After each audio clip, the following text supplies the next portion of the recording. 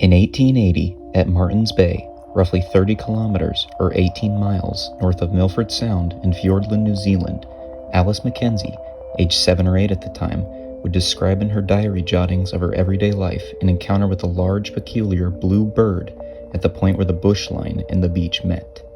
In 1959, Alice would relate this encounter in detail during an interview with the New Zealand Broadcasting Service. It was lying on the sand, sunning itself. I got nearer and nearer until I sat down on the sand behind it. I remember stroking its back. It had no tail. It just lay there. It was quite quiet. So I put my hand underneath it and drew out one of its legs. It took no notice of me. I started to tie the flax around it. I thought I'd tie it up. Then it got up and made a harsh, grunting cry and bit at me. And I ran as hard as I could over the sandhills towards the sea. I thought if I went down to the sea, it mightn't follow me into the water. I never looked behind. It never came very far with me.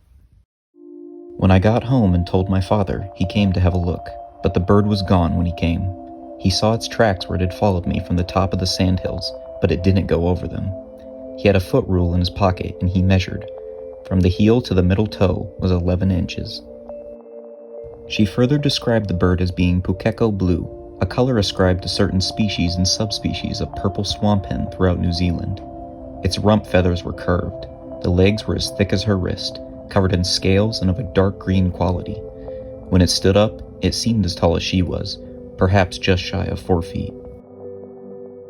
Alice, her father, and her brother reportedly saw the bird on a number of occasions afterwards, and in the decades following her encounter, she believed that the large bird she had touched and seen in such detail must have been a takahe. However, when the takahe was dramatically rediscovered in 1948 after previously being considered extinct, and Alice saw what one looked like, she realized she had seen something entirely different lying on that beach. Apparently something, even these now 144 years later, entirely unknown. Thanks for watching.